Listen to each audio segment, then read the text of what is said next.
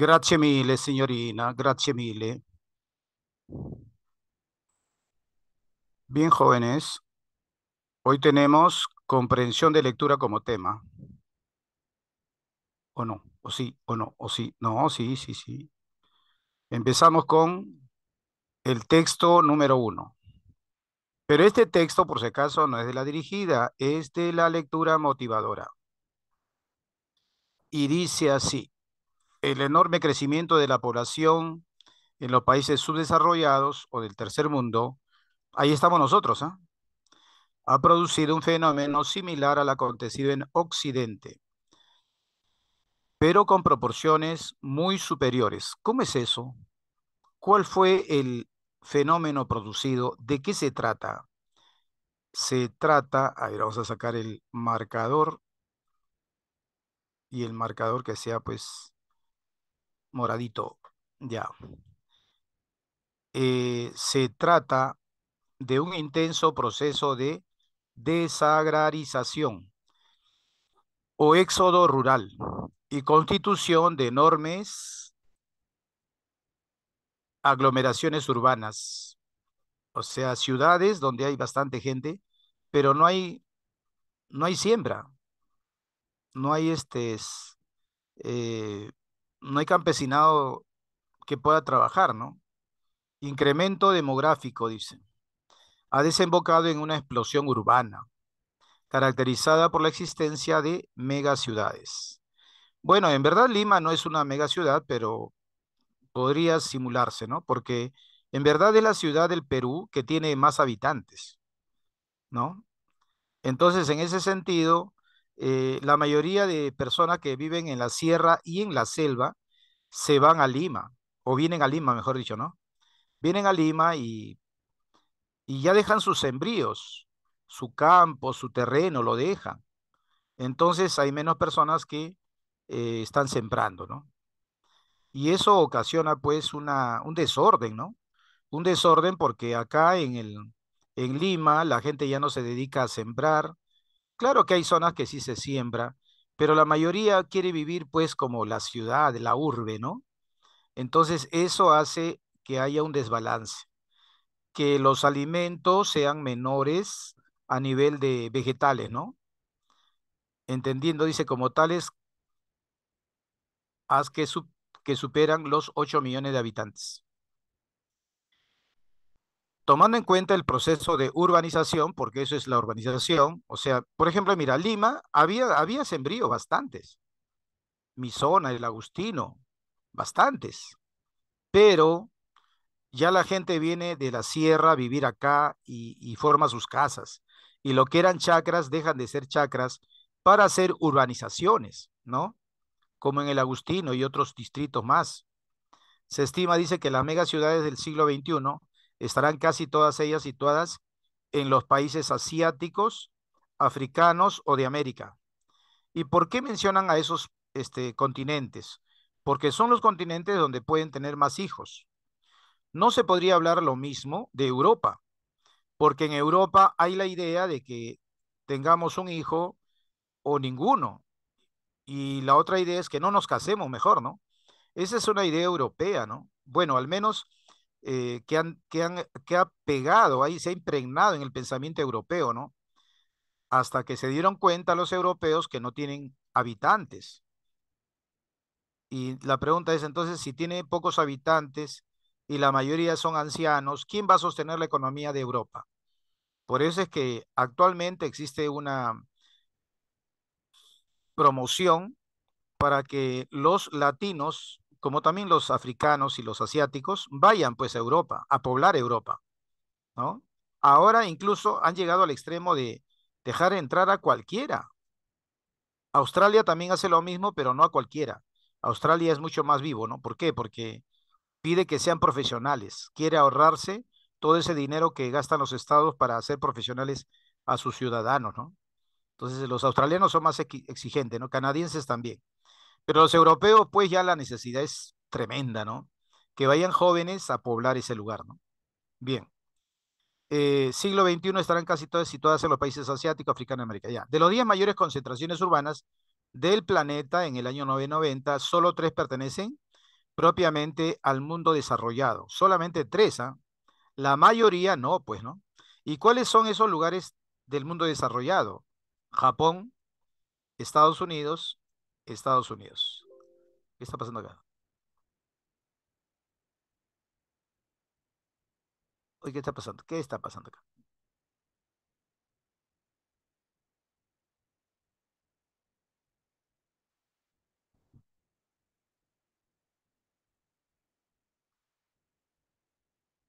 Ah, ya estaba arriba. Y ahora sí, de nuevo. Se estima que tan solo permanecerían en esta lista la ciudad de Tokio. Pero otra cosita más. ¿Te imaginas cuántos habitantes tiene la capital de México? Tiene una cantidad de millones. Muy bien. Pero ¿quién tiene más? ¿Todo el Perú o México? Y la respuesta es que solamente la capital de México tiene más habitantes que todo el Perú. En el Perú somos 33 millones de peruanos, más 1 millón de venezolanos casi, somos 34 millones. México tiene más de 34 millones, mucho más. ¿Te imaginas cómo es esa ciudad? Cuando tú te vas de viaje, ya sea que te vas al norte, al sur, te subes al carro, te subes, qué sé yo, ¿no? A las movilidades, y cuando vas camino a ese lugar, ¿qué ocurre en el camino? Desiertos, desiertos, desiertos, desiertos, desiertos. Eso es el Perú, una zona donde están súper concentrados en Lima y en el resto de ciudades no, está vacío. No digamos vacío, tampoco hay que exagerar, ¿no? Pero hay mucho menos, pues, ¿no? Y pese a que las capitales de los departamentos están viviendo una forma de vida igual que Lima, por si acaso, ¿eh? O sea, ya no hay nada que son cholitos, no, no, son más avispados que los de la costa, ¿no? Ahora es al revés, más bien. Se van, por ejemplo, en viaje de promoción al Cusco y un producto que cuesta 2 soles, excesivamente 3 soles, allá se lo venden al limeño, le venden a 15 soles y un poquito más incluso. Me consta porque yo lo he vivido, ¿no? He visto cómo los alumnos se emocionan cuando están allá y quieren gastar nomás, pues, ¿no? Y no deben gastar por gastar, tienen que buscar un lugar donde sea un precio real, ¿no? Porque 15 soles, por ejemplo, una pila aquí en Lima estaba a menos de 3 soles, un par de pilas. Allá te vendían a 15 soles, pero no en todo lugar, ¿ah? Sino solamente en uno de los lugares donde van los turistas. Pero si tú te ibas, por ejemplo, a los mercados, el precio estaba normal, ya porque te sube de 2.50 a 2.80 a 3 soles. Ya pasa, ¿no? Y eso pasaba, pues, ¿no? Eso ocurría, mejor dicho, cuando íbamos nosotros al Cusco, ¿no? Y cositas así pasa. Bien. Entonces el mundo ha cambiado, pues, ¿no? Sin embargo, dice, el tamaño no es el único problema. La concentración urbana de los países del tercer mundo revelan que la que se urbaniza es también la miseria, en forma de falla de vivienda, digan o digan o servicios tan básicos. ¿Qué pasó? Perdí otra vez esto. Qué raro. Algo haber pasado acá.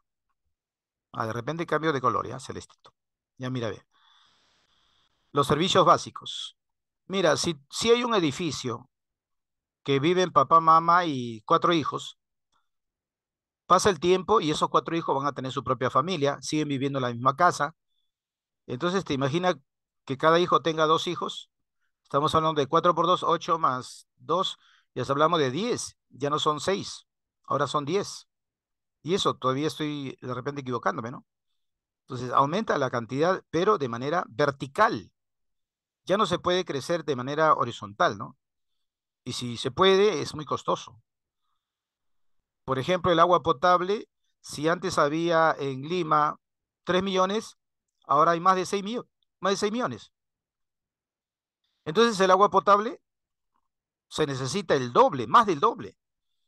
Entonces vendrán a Lima, vendrán a las partes urbanizadas, pero han creado otro problema, ¿no? De los más de 1.000 millones de personas que habitan en áreas urbanas, en esos países el 10% tienen un hábitat en la calle. Hay gente que vive en la calle. Profe, yo no he visto eso. Ah, no has visto todo, pues. pero sí hay gente que duerme en la calle. ¿Ah? Ándate al centro de Lima, vas a ver cómo hay gente que duerme en la calle.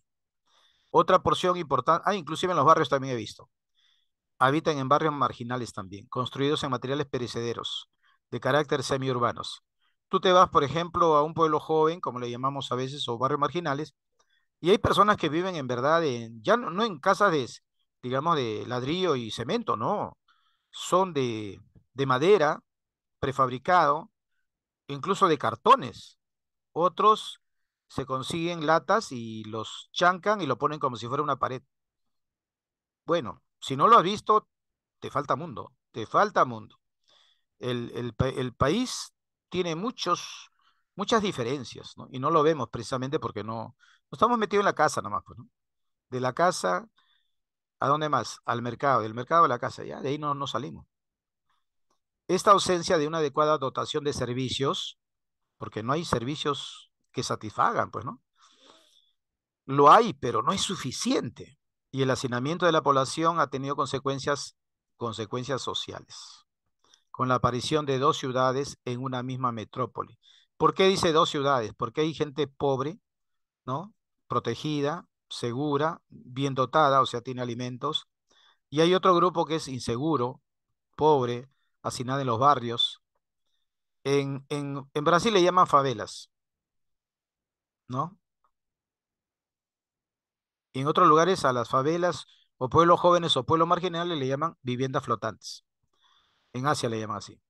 En la que proliferan la mendicidad, gente que pide limosna y otras manifestaciones de la subcultura urbana. Es en esta duda en la que se alojan los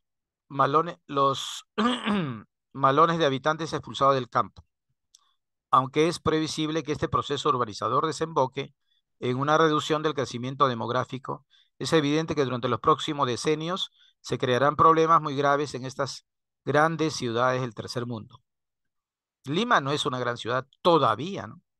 Pero si ahora no es una gran ciudad, imagínate, ya existen problemas de agua, desagüe, electricidad, vivienda. Vienen a Lima, alquilan una casa, una habitación de 4 por 4 metros y ahí viven 10 personas, imagínate. Eso hay, claro. Pregunta uno, ¿cuál es el título más apropiado para el texto?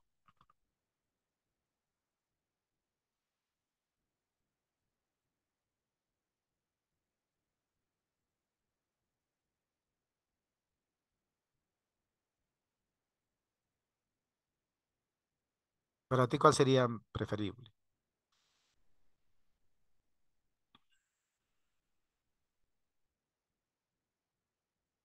¿Por qué? ¿Qué significa desagrarización? O sea que los terrenos dejan de ser lugares de cultivo para crear viviendas, o sea, urbanizan. Y eso ya le pasó a Lima ya. Eso le pasó a Lima. El distrito del Agustino era todo chacra, todo, sin excepción. Lo único diferente era este, el cuartel Barbones. Después todo era chacra, todo. Y Barbones también es puro campo, ¿sí o no? Pero ahora ha habido desagrarización. Ahora mira, ¿cuántas familias viven en el Agustino nomás? Que no es grande, ¿ah? El Agustino no es grande. Ya la respuesta la D. Es correcto según el texto. ¿Cuál de las? Mira, por ejemplo, aquí no te dice, acá te dice es correcto, o sea, te preguntan por lo correcto. Pero ¿qué pasaría si no te preguntan por lo correcto? Solamente te dicen según el texto. Tú tienes que asumir que te piden los verdaderos. Siempre que no haya pregunta, asume que te piden las preguntas verdaderas, ¿de acuerdo? Así va a ser por si acaso, ¿ya? Porque la vez pasada, bueno, van como 4 o 5 veces que me llaman a mi casa, me dicen, profesor, acá que se pide, verdadero o falso. Yo le digo, a mis alumnos les he enseñado que cuando no dice nada, busquen lo verdadero, pero se olvidan. ¿Qué vamos a hacer, no? Se olvida. Bien, la uno dice, incremento de la población éxodo rural se relaciona directamente con el fenómeno de grandes aglomeraciones urbanas, verdadero.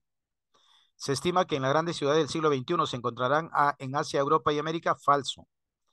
El único problema de estas mega ciudades del tercer mundo será la falta de agua. No es el único, hay un montón de problemas. Falso. La ausencia de servicios y el hacinamiento de las áreas marginales darán dos rostros a estas. Claro, ya hay esos dos rostros, ya mencionaron ya. O sea, sería la E, la 1 y la 4.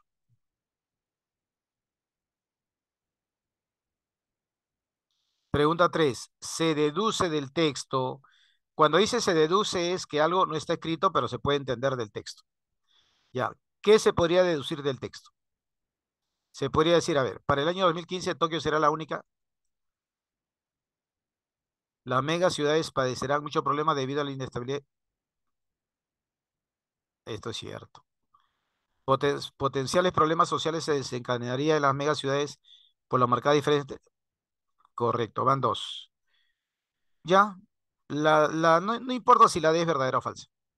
Dice, urgirá una adecuada planificación urbana para prevenir y dar solución verdadero. Conclusión, más de una es correcto. La respuesta es más de una es correcta. Ahí están marcados con check, con palomita, no sé qué nombre le puedes poner. La frase hábitat en la calle. Hábitat en la calle quiere decir que duerme en la calle, ¿no? Eso debe entenderse, ¿sí o no? ¿Qué pondríamos?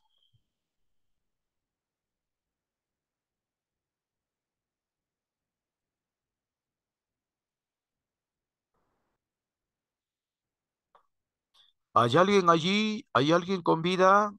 Creo que no. Bueno, la respuesta es la A. El área de la ciudad que está dedicada al parque. ¿Qué pasó otra vez? Que está dedicada al parque, ¿no?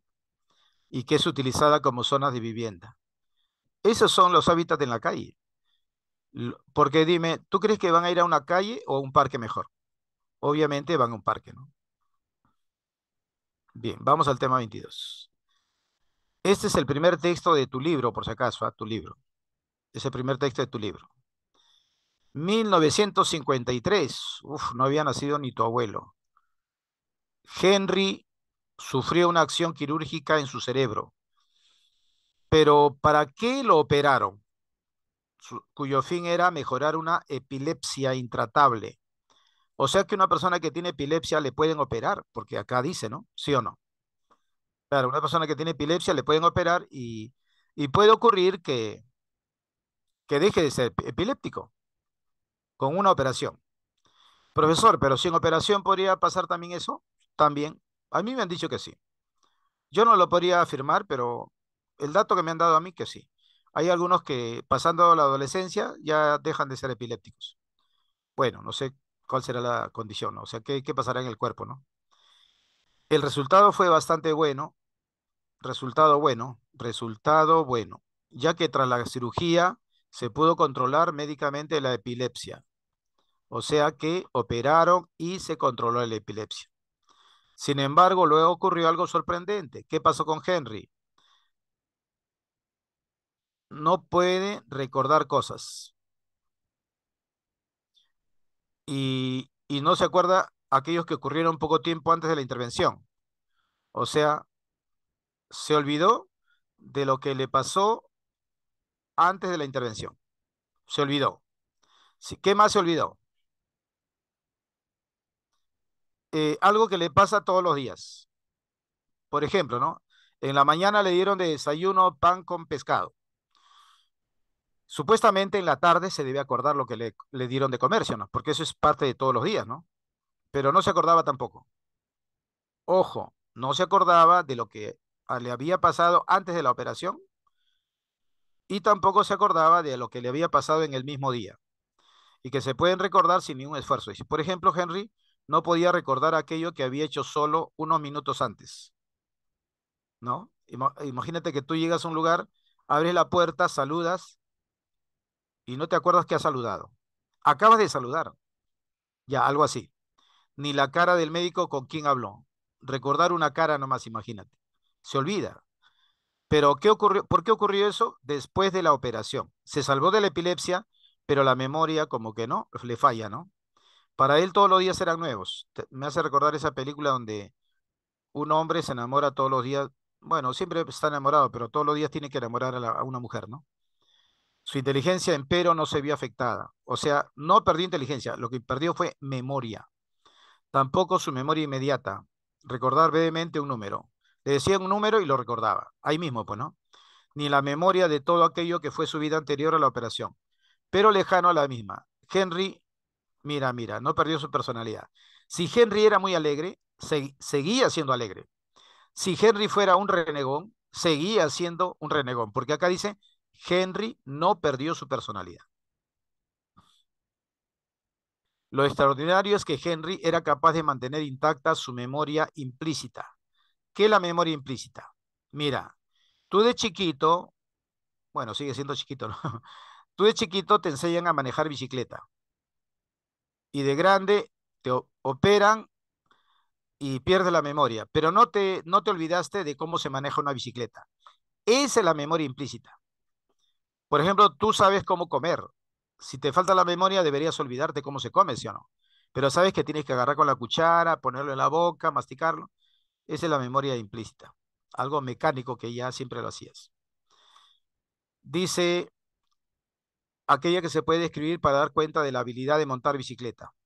Efectivamente, él es capaz de aprender y memorizar cosas que no requieren de recuerdo si se le pide que redibuje con un lápiz los contornos de una figura previamente impresa en un papel. Lo puede hacer como cualquier persona. ¿Cómo es posible esto? Evidentemente por lo intacta que está su memoria implícita. Esto es, él tiene la capacidad de guardar lo no consciente y aplicarlo a ciertas conductas como dibujar, manejar bicicleta. Al no tener afectada su inteligencia general, es consciente de su problema. O sea, él sabe que tiene falta de memoria, se da cuenta y pide perdón. ¿Por qué? Porque se siente culpable. Claro, cuando a una persona le pasa algo, lo primero que piensa es que, ¿por qué me pasa eso? ¿Qué de malo he hecho yo? Esa es ¿cómo se dice? La reacción de la mayoría, de la mayoría. Por ejemplo, vamos a suponer, ¿no? Que hay cosas que tú fallas, ¿no? Te llaman la atención, te sancionan, y tú no dices, bueno, tengo que cambiar mi actitud. No, no, tú dices, pero ¿por qué a mí me pasa eso? Dices, ¿sí o no? Es más, crees que tú eres la única persona que le pasa, que a nadie más le pasa. Te sientes la víctima, ¿no? La víctima. ¿Cierto, sí o no? Bien. Pregunta uno. En el texto, el término intervención, porque dijo, mira, ahí está la palabra, lo voy a mencionar ya. Acá dijo, sufrió una antes de acá está, intervención. Intervención quirúrgica. Ahí está. Lo voy a sombrear todo, si es posible. Ahí está, mira, ve. Intervención quirúrgica. ¿Qué será entonces intervención quirúrgica? Muy bien, ahí están sus respuestas. Mira, los alumnos que me contestan, ¿ah? Mira, hay alumnos que ya yo los conozco, Fernández, Rafael, ¿no? Me están respondiendo, mira, ve. Y no voy a decir qué me han respondido, porque de repente uno de ellos se equivoca y yo no tengo por qué evidenciarlo, ¿no? Huarcaya, bueno, también me acaba de responder. Carla, ¿no? ¿Ya? ¿Te das cuenta? Kiara también, las dos. ¿Te das cuenta cómo hay alumnos que responden? Y eso es muy bueno, porque están participando en la clase, pues, ¿no? Claro, algunos de repente este, no quieren responder porque dicen si me equivoco, si no sé, es parte de, ¿no? Más bien lo que sí no me gusta es que haya un alumno que no responda nada, eso sí, ¿no? Que ni siquiera se ponga a pensar cuál será la respuesta, ni siquiera eso. No, y eso no vale, esa persona no vale, disculpa, no vale. Pero si un alumno, por ejemplo, se pone a leer, en vez de poner la A, pone la C, y la respuesta supuestamente sea la A, se equivocó, pero está tratando de hacer el trabajo. No está champeando, ¿no? Porque una cosa diga, ya, como el profesor dijo que responda, no importa equivocando, marco cualquiera. No, tampoco es así, ¿no? Tú te equivocas, pero porque has tratado de hacerlo. Ya, la respuesta es operación.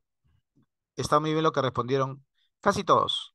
Casi todos han respondido la operación. Ya seguimos. ¿Cuál es el mejor resumen de todo el texto?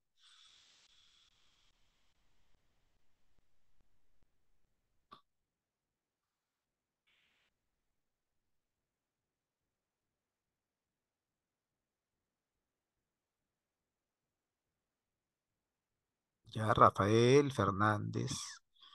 Ilizarbe, Cruz, Guaitán, Vigil, Huarcaya, bueno, Huarcaya, Kiara y Carla, Rafael otra vez. Muy bien. ¿Ya cuál marcaría? Han respondido correctamente. La A. Luego de una cirugía cerebral, Henry perdió parte de su memoria, pero conservó intacto su memoria implícita y su inteligencia. Ese es el resumen, el mejor resumen de todo, de los cinco. Tercera pregunta. Respecto de Henry, resulta incompatible. O sea, algo que niegue lo que está en el texto. Que niegue, que rechace lo que está en el texto.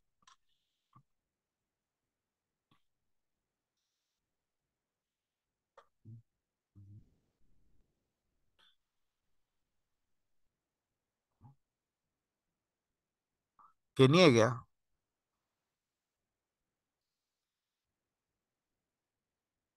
Esto es verdad. No es incompatible.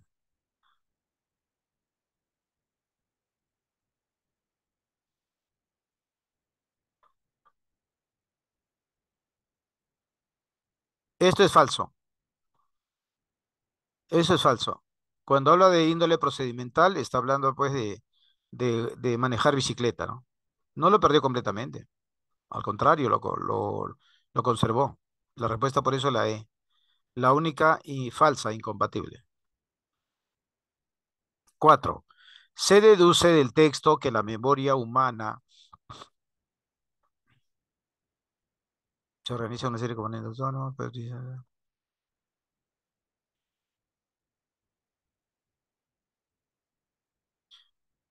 acá cuando dice solamente es falso, pues. Depende de la inteligencia, no. Funciona como estructura indivisa, no, sí tiene partes. Por eso que algunos son este, memoria, la memoria mecánica, ¿no? La de saber manejar y no olvidarse, pero hay otras memorias, ¿no? Hay otro tipo de memorias también. Entonces, no es indivisa, son varias, sí son divisibles. ¿Puede optimizarse a base de una cirugía del encéfalo? No necesariamente. ¿Se organiza en una serie de componentes autónomos? Sí. Sí, hay varias formas de memoria, por eso la A es la respuesta. La memoria humana tiene varias formas de manifestarse. Si Henry hubiese perdido también la memoria de su vida muy anterior a la operación, porque eso no ocurrió, ¿ah? Si no está poniendo en el supuesto. A ver, le doy tiempo, a ver, le doy tiempo para que marquen. Mire, mire los alumnos que siempre participan, ¿ah? Cotrina, Rafael, Cruz Guaitán, este, Fernández, Ilizarbe, Cruz Hilario, Vigil, Huarcaya, Kiara y Carla. Mira lo que están respondiendo. Porque hay uno que no, ni una respuesta pone. Y por si acaso yo no te odio, sino que, ¿cómo te puedo poner una nota que donde no has participado? Ya, si Henry hubiese pedido también una vez, ¿qué podría haber pasado?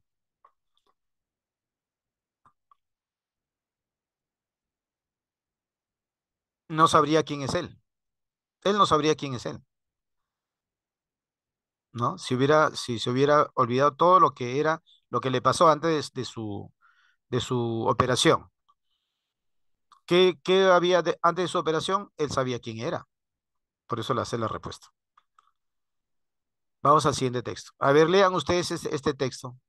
Solitos, solitos, a ver. Cholitos, cholitos. Solo, solos. ¿Ah? Ahora sí, yo voy a preguntar. Yo voy a preguntar. Vamos a ver quiénes están ahí. Para saber quiénes están ahí, a ver, levanten la mano con esa manito que saben. A ver, los que están ahí presentes, para saber quiénes están. A ver. Me paso, yo me paso. Mira, mira cuántos no han. No, voy a leer las personas que no han puesto su nombre. No, no ha levantado la mano, ya, mira, no ha levantado la mano. Elizarbe, Villar, Rodríguez, Ya ves, son 18 nomás que levantan la mano. Elisario ahorita acaba de entrar. Villar, ¿estás ahí? Ya ves. Ah, no sabían cómo levantar la mano. Interesante. Ahorita van a aprender todos, ¿ah? Ahorita aprenden todos, ¿ah? Cómo se levanta la mano. No bajen la mano, no bajen la mano. Todos levantan su manito, ¿ya? Nadie baja la mano, ¿ah? Morán, por favor, levanta tu manito. Y por lo menos si no sabes, habla ¿cómo se llama? En el chat. Morán, Ampay creo Morán. Yo tenía mi parte de malo, ¿sí o no? Mi parte de malo. Rodríguez Gonza, no veo tu manito, Rodríguez, aunque sea escríbeme por chat. Quito Azaña tampoco levantó. Ya es Ampay, Ampay. ¿Quién más? Burgos tampoco.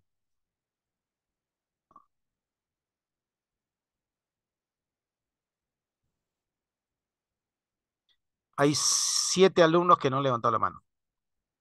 ¿Viste? Ya, y ahora han aprendido, ¿sí o no? El que no sabe, pregunta. Ahí está el chat, para eso está el chat. Sí sabe escribir. Chatear saben todos, ahí está eso, si no me digan que no va. Usted tiene algo que decir en su favor, pues escríbelo en el chat. Muy bien, jóvenes. Ahora sí pueden bajar su mano. Todos pueden bajar su mano.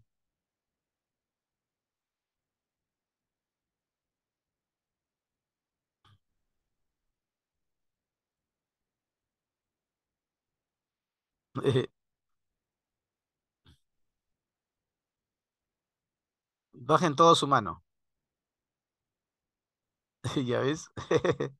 Algunos todavía ni bajan porque subieron y de nuevo se han ido a otro sitio. Qué buena.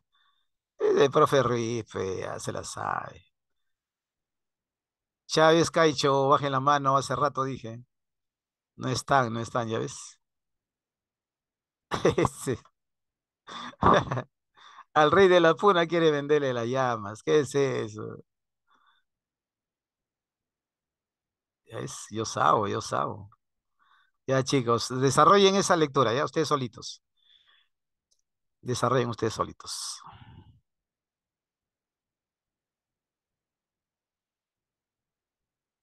Voy a apagar mi micro para no hacer bulla.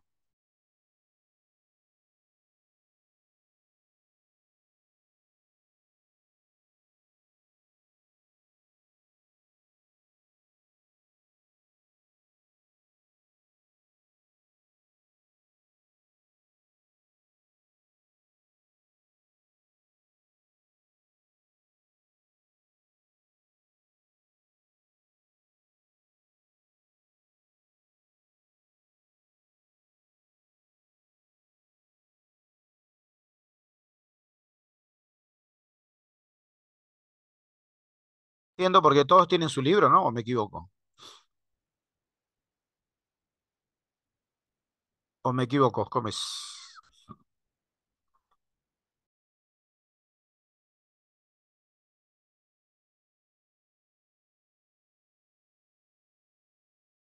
El que no tiene me avisa. Para eso está el chat.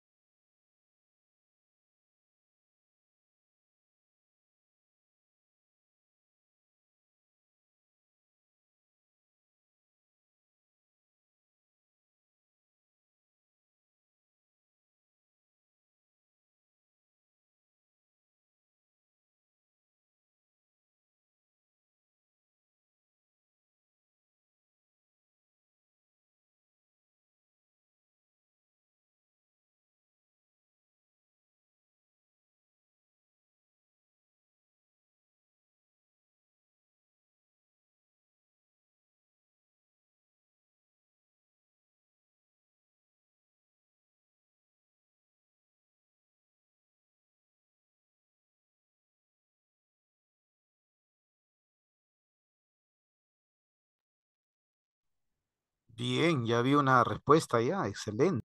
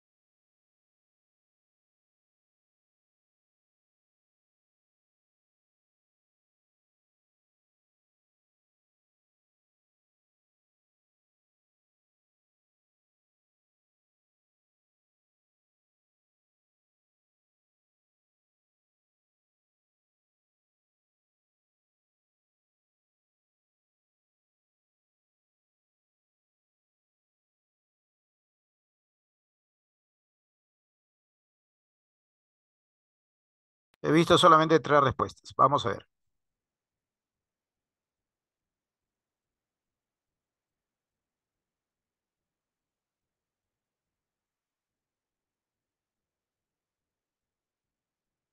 Este no era.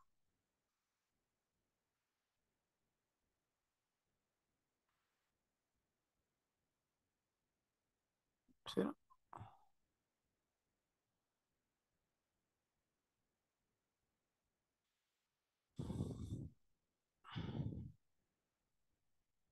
Ya dice, hace algún tiempo la autoridad de los padres hacia sus hijos era absoluta. Cierto.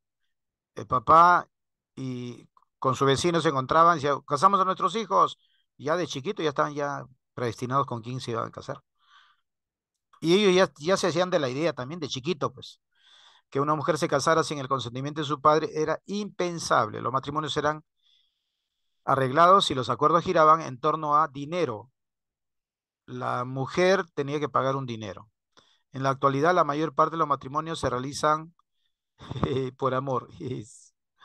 Ni saben qué es amor y se casan por amor. Este hecho de trascendental importancia en la historia de la humanidad ha redundado en contra de la autoridad paternal. O sea, ya no le hacen caso al papá ya. Por ello, todo padre está moralmente obligado a justificar su autoridad sobre los hijos.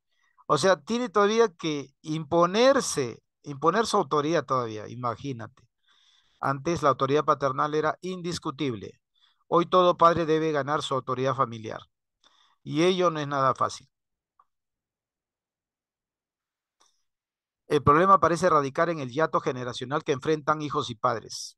Hiato generacional quiere decir que ya pues son dos generaciones diferentes, pues, ¿no? Para algunos esta separación se debe a que la educación en nuestros días ha decaído, porque los padres no castigan a los hijos.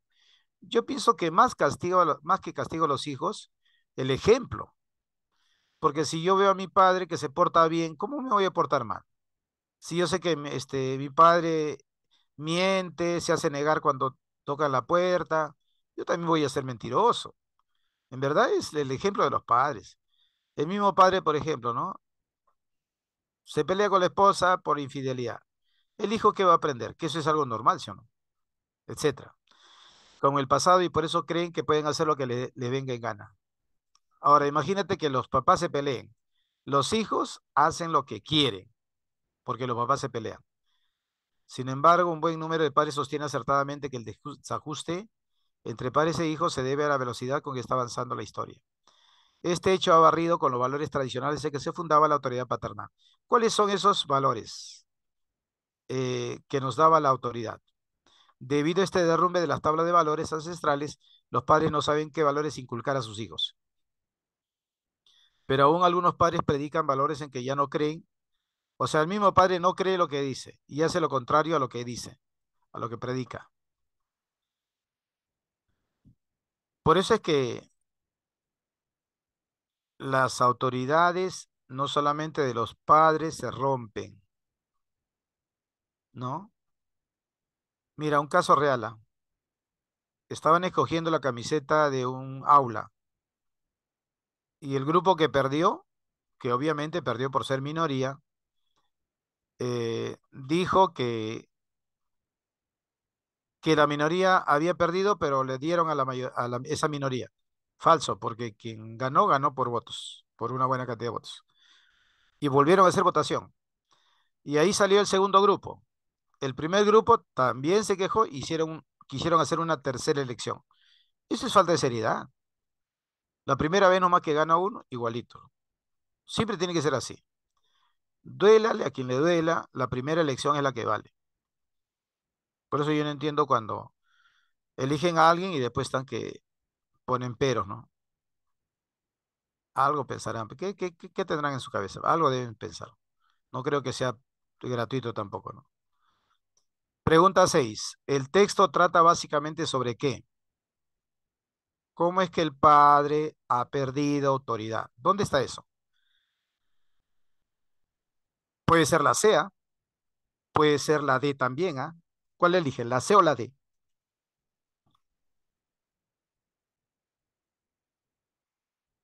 La 6, ¿ah? Bien, muy bien. Mira, acá sus compañeros están poniendo las respuestas. Todos han acertado. La D, muy bien. La erosión de la autoridad paternal. Se desgastó esa autoridad. En el texto, el vocablo yato, ¿qué significa? Un yato generacional. Hay un vacío, muy bien, una brecha. Profe, ¿qué significa interregno? Ah, esa no la sabías. Le preguntas a cualquiera, nadie no sabe. El único que puede saberse quién, ¿sabes quién es? Un profesor de historia. Interregno es el tiempo en la cual no hay el gobernante, no está el gobernante. Vamos a suponer, por ejemplo, ¿no? Nombran de presidente a Luis Rodríguez ya. Pero Luis Rodríguez va a asumir el mando y le da un ataque y se muere. Ahora, para que haya otra elección, tiene que pasar tiempo. Por esa razón es que ahora un presidente debe ir con sus dos vicepresidentes, que si a él le pasa algo, ingresa el otro. Si al otro le pasa algo, el tercero. Y si a los tres les pasa algo, el presidente del Congreso. Así es ahora, para evitar el interregno que antes había. Pregunta 8. Señale el enunciado que no, que contradice al texto, porque incompatible es que contradice.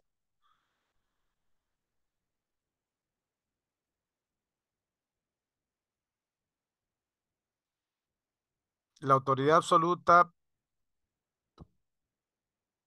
la autoridad absoluta posibilitaba que los padres pactaran sobre los matrimonios. Eso es verdad, porque en esa época tenían autoridad absoluta y ellos pactaban los matrimonios. Actualmente los padres tienen la obligación moral de justificar su autoridad. También es verdad, hay dos verdaderos.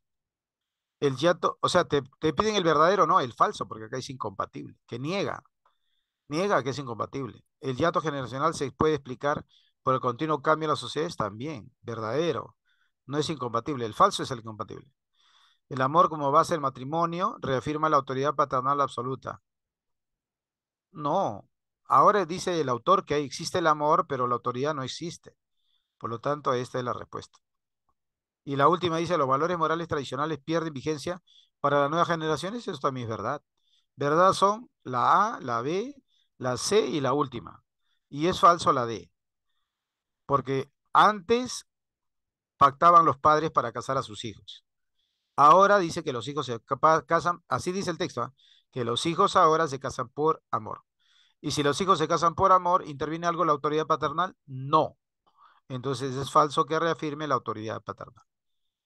Es incompatible por eso. Se desprende del texto que los matrimonios pactados por criterios financieros, o sea, nos casamos, pero ya tú tienes que dar plata, son imposibles en las sociedades occidentales, son muy poco frecuentes en la actualidad, son duramente castigados por la ley. La C no es, la D tampoco, la E tampoco. Entre A y B nomás está.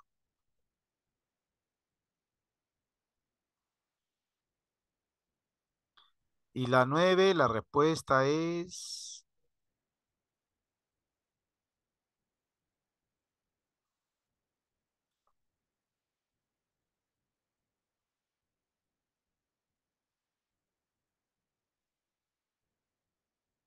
la B. 10. En el último análisis, el problema presenta, en el texto se explicaría por una crisis de índole.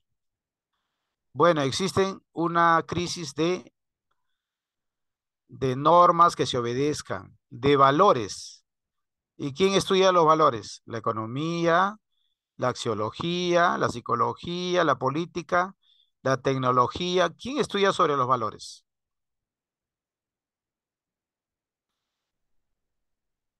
¿Quién estudia sobre los valores? Parte de la filosofía que estudia los valores es la, como dijeron sus compañeras, la axiología. A la axiología estudia los valores, ¿ah? ¿Qué valores conoces? A ver qué valores conoces. Zamparse en la cola. No, pues ese no es un valor, ¿no? Respetar las colas, un valor. Respetar la decisión o la diferencia de ideas con otra persona, también es un valor. Eso se llama respeto. Y hay muchos valores más. Vamos, continuamos. Ahora habla de los guetos afroamericanos. ¿Qué es un gueto afroamericano? O un gueto primero. Es como los pueblos jóvenes. ¿Y quiénes estaban en esos pueblos?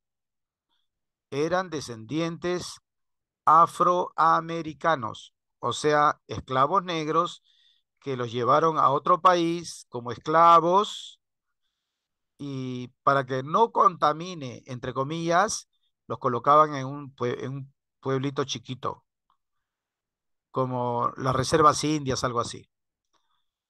Entonces, los guetos afroamericanos parecen ser parte del paisaje social, que uno podría asumir que siempre han estado presentes. De hecho, son una consecuencia social reciente. Los guetos, ¿ah?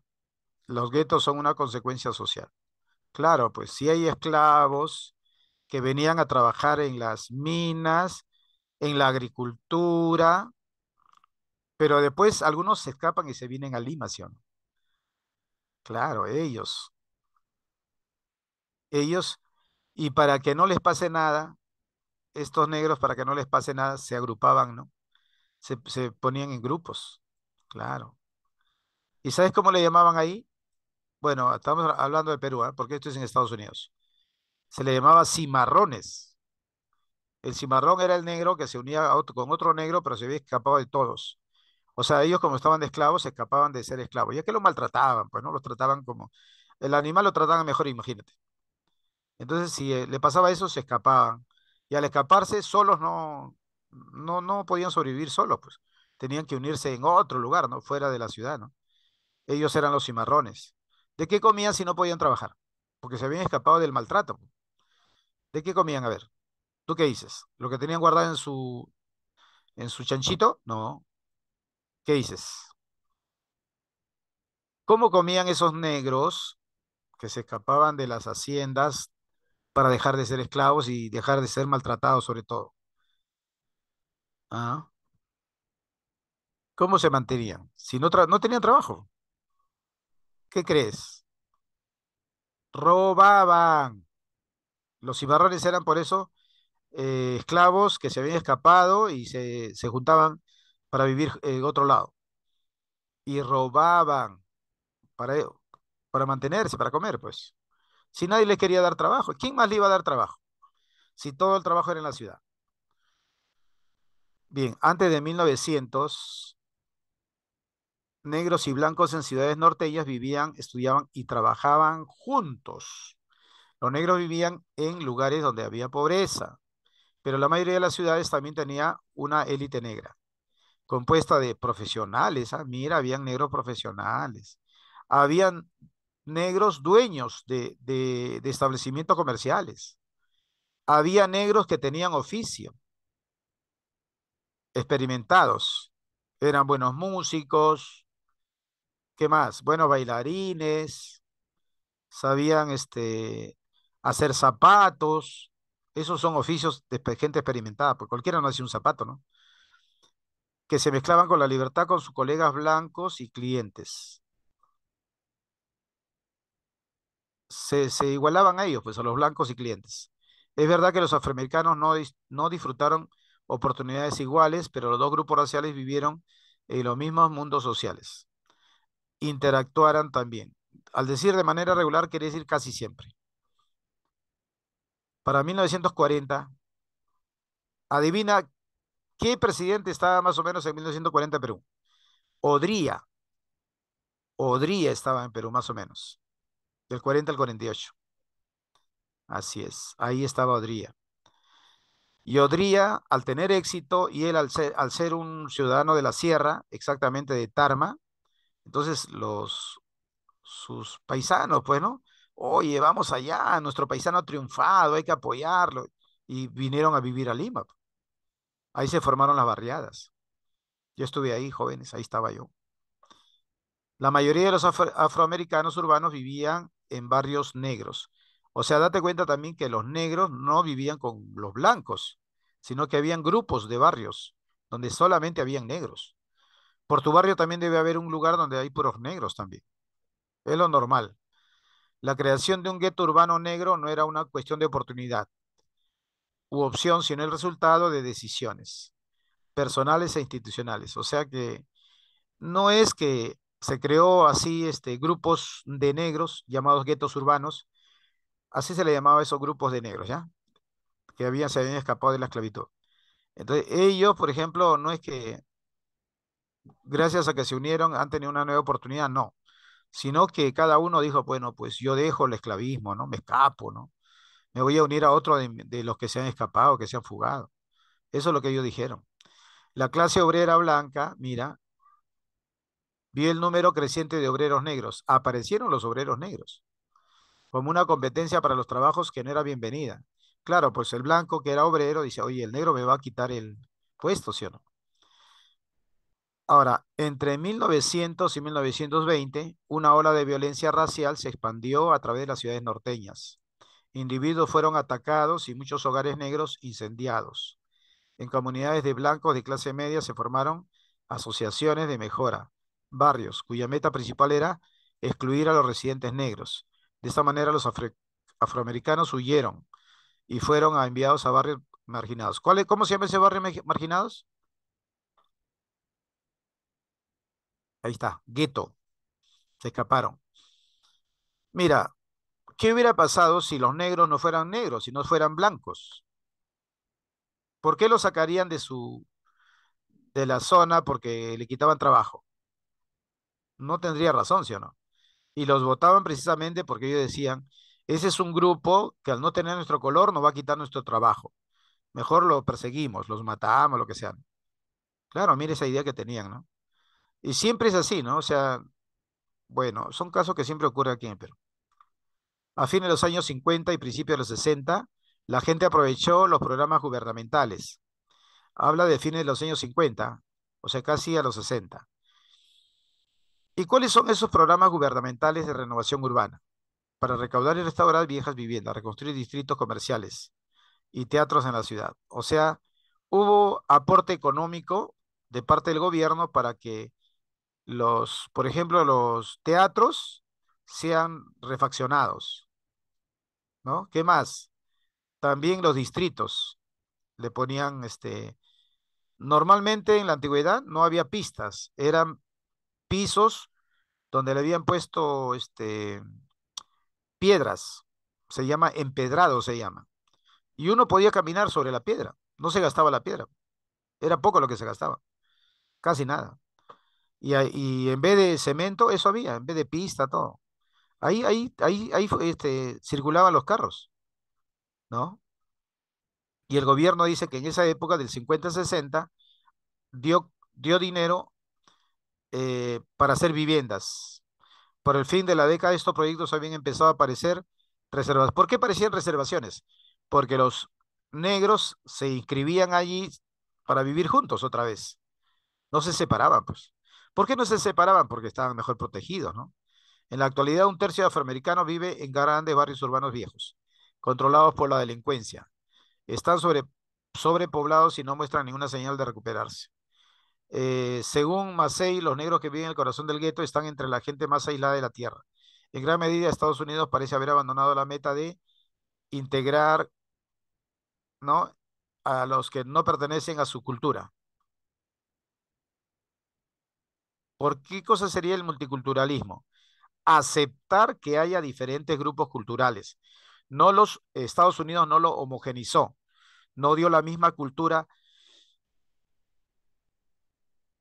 para el negro y para el blanco, no los integró. Por eso que al no integrarlos, habían ya dos culturas entre el negro y el blanco. Con ellos dos nada más. Aparte que había chinos, habían italianos, habían japoneses, que no es igual que chino. Hoy día escuché una tontería. Lo voy a decir, aunque sea una tontería. Dice, ¿cómo los japoneses le han ganado a los alemanes? Hasta ahí todo normal, ¿ah? Porque Alemania es una potencia en fútbol, ¿no? ¿Y sabe lo que dice? Si los japoneses solamente sirven para bailar, oye, los japoneses son una piedra para bailar. ¿Sabes con quién se confunden? Con los coreanos. Los coreanos sí bailan bien. Entonces te das cuenta cómo esa persona que habla hasta ha confundido al japonés con el coreano. Si hay gente que confundía al japonés con el chino, imagínate con el coreano con mayor razón, ¿no? Entonces, en Estados Unidos, el gobierno, en verdad, abandonó la integración. Aceptó que haya dos grupos culturales, más de dos. Por eso hablaba de multi, porque habían varios grupos culturales. Unos eran negros, otros eran chinos, otros eran japoneses, porque en Perú había eso también, en Estados Unidos también, ¿no? ¿Y qué más? ¿Quién más? ¿Quién más? Ah, y los negros, obviamente, ¿no? Ya. Pregunta 11. El tema medular del texto gira en torno a ver, vamos a ver.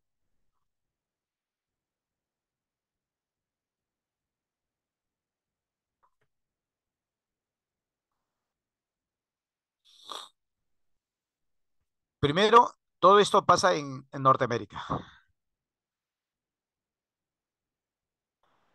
Muy bien, esa es la respuesta. Muy bien, Rafael, muy bien, Fernández. La respuesta es la aparición de guetos afroamericanos en los Estados Unidos. En base a eso se explica todo. ¿Cuál es la idea principal del texto? ¿Cuál es la idea principal del texto? Eso es más difícil, más difícil.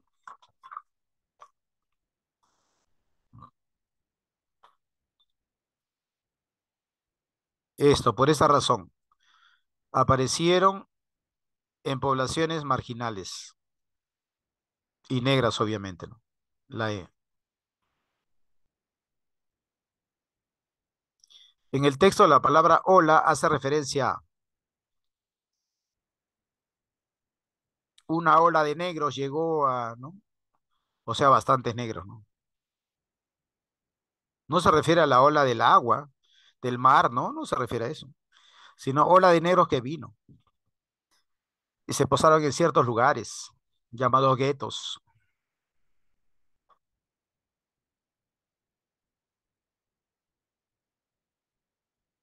Así es. Muy bien, Bazán. Muy bien, Rafael. Esa es. Un movimiento de gente con fines similares.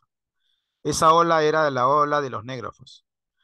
¿Por qué con gente con fines similares? Porque ellos querían escaparse del esclavismo, vivir juntos y para mantenerse robar. Y como robaban, ya se acostumbraron y hasta ahora, ¿no? Hay lugares donde hay bastante negros y roban, pues, ¿no?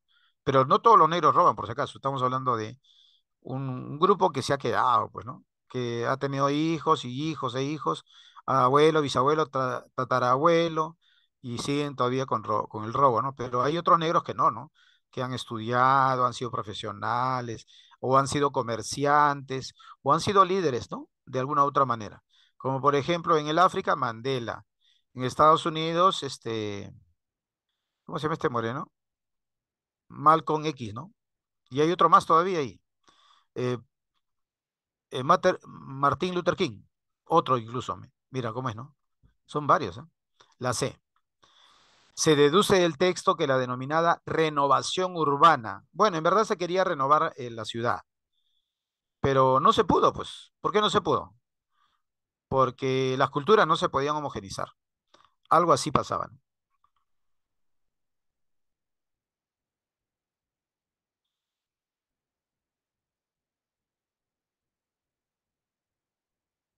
Bien, Rafael, eso es.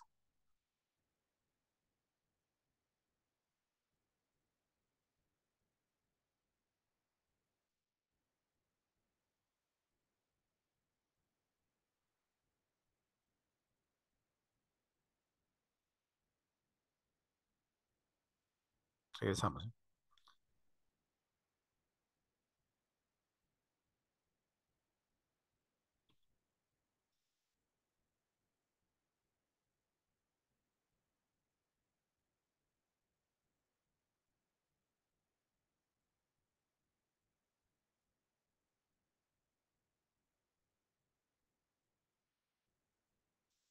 O sea que aquí dice bien claro, mira, renovación urbana.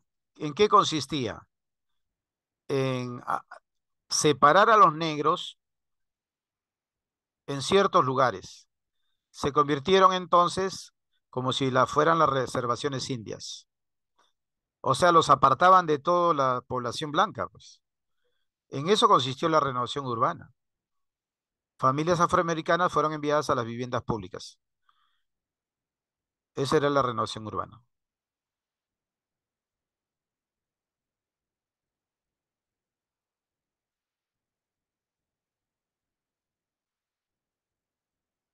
Sería la letra A.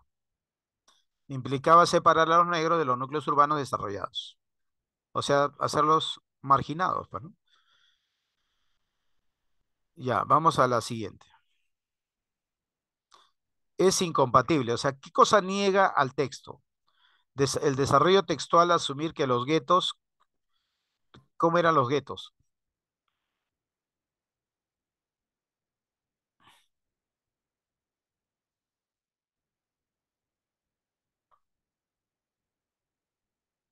Esto es verdad, ¿ah? No puedo marcar eso.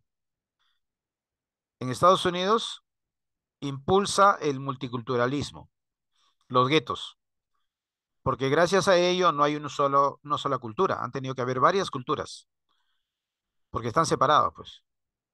La B dice, son productos en parte de la renovación urbana de los 60.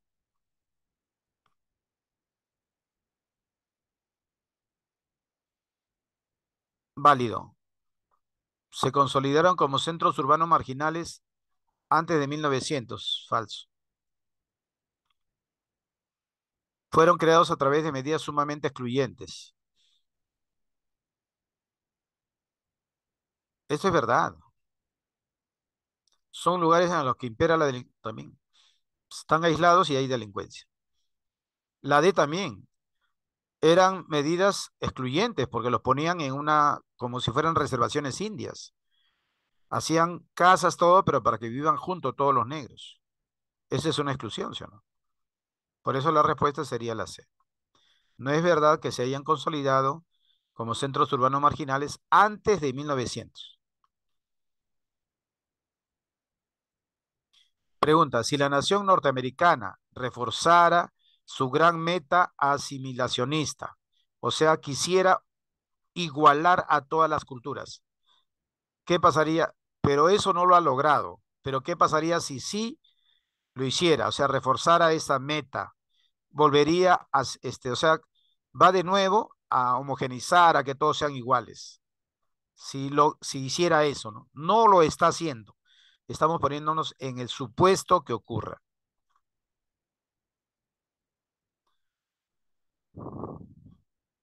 Simplemente dejaría de haber centros marginales. ¿No ves que otra vez han buscado que todos sean similares? Porque ahí dice asimilacionista. Viene de simil, igual. Si tuviera la meta de igualar a todas las culturas, entonces la aparición de centros urbanos marginales serían inminentes. No, al contrario, ya no habría urbanos marginales, ¿no? Todos serían iguales. Los negros vivían al margen de las decisiones de los blancos. ¿Eso será verdad? Vivirían. No, porque al estar homologados, recibirían las mismas órdenes de los blancos. No es que serían tratados como otros blancos. La multiculturalidad sería una realidad patente y no un proyecto. Pero actualmente existe eso, o sea, no es que sería, ya es. Acá está poniendo en el supuesto caso que no se busca la multiculturalidad, sino homogeneidad, igualdad. La B dice, habría una marcada propensión a la desaparición. Claro, desaparecerían los guetos, pues. No es que van a igualar a todos, ya no habría guetos, ya. En los guetos los afroamericanos podrían mejorar sus vidas, obviamente, pero entre la D y la E, la D. Esa es la respuesta. Por lo tanto, esa es la respuesta, dice este. Muy bien, Rafael.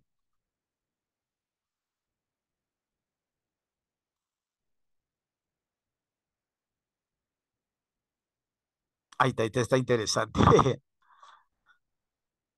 Por ejemplo, ¿Quién no sabe que un perro, la mayoría de los perros no muerden a la gente? Algunos perros muerden a la gente, ¿sí o no? Entonces es normal que tú veas perros que muerdan y perros que no muerdan. Lo normal. Pero ¿has escuchado que un ser humano le muerda a un perro? Sería algo raro, ¿no? Rarísimo. Y el texto 4 es para ustedes. Hagan el texto 4. Es cortito nomás.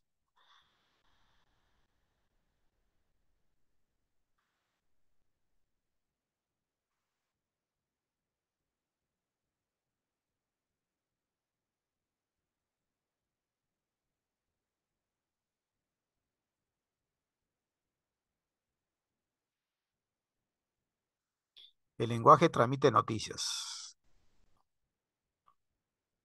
¿Cuál es la noticia?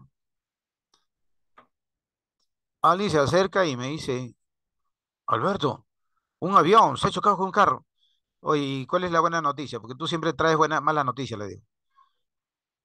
Sí, hay gente así tóxica. Siempre te comunica algo, mala noticia tiene que ser. Oye, ¿sabes quién se murió? Y como si fuera algo tan bonito de escuchar eso. Sí, la gente es tóxica. ¿Sí?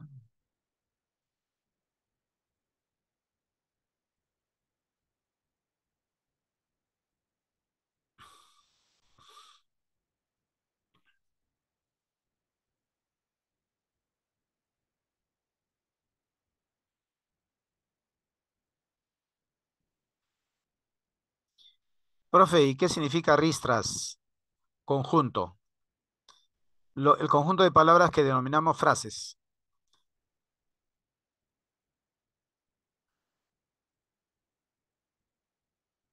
Todo eso es el texto.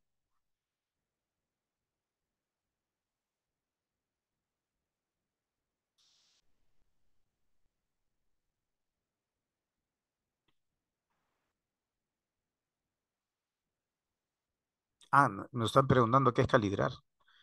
Acá está la palabra calibrar. Oye, ¿qué pasa? ¿Qué pasa? ¿Qué pasa? Acá está la palabra calibrar.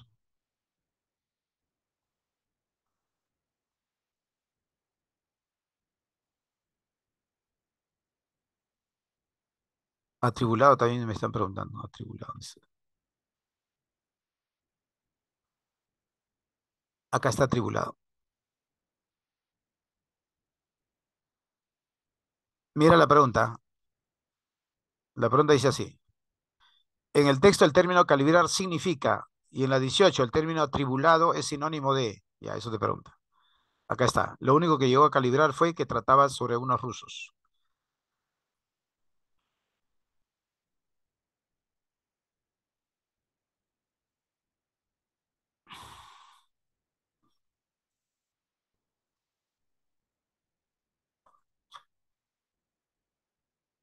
Dos letritas nada más.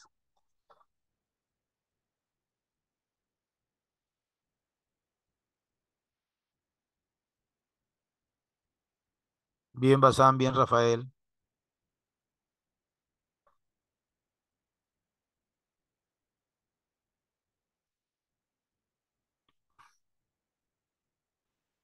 Siempre pongan el número, ¿ah? No, para no confundir. ¿De qué pregunta es? Bazán ya le puse ya.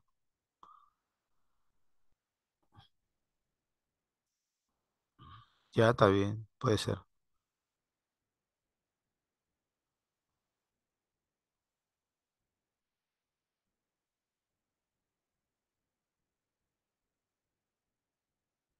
Very well, very well.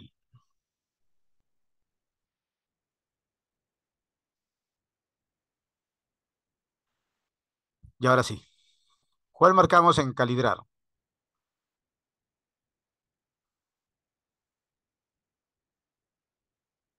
Muy bien, Rafael, muy bien. La E, calibrar es entender. Mira, mira, lo voy a reemplazar ya. Dice, lo único que llegó a entender fue que trataba sobre unos rusos. Claro, excelente. Y el otro. El término atribulado es sinónimo de triste. ¿Dónde está la palabra triste? ¿Cuál de ellos es triste? Consternado es triste. Consternado es triste. Dice, ¿por qué nuestro amigo se quedó triste luego de que su amada lo abandonó? Obviamente es tristeza. Si una amada se va, obviamente que vamos a estar tristes. Ah, claro, la respuesta entonces sería la B. Consternado es triste. Listo, jóvenes, hemos culminado. Vamos ahora al divertimático. Por si acaso, las dos primeras preguntas son de la domiciliaria. Las dos primeras preguntas, ¿ah? Y las otras dos ya no. Eso sí lo puedes resolver con tu diccionario.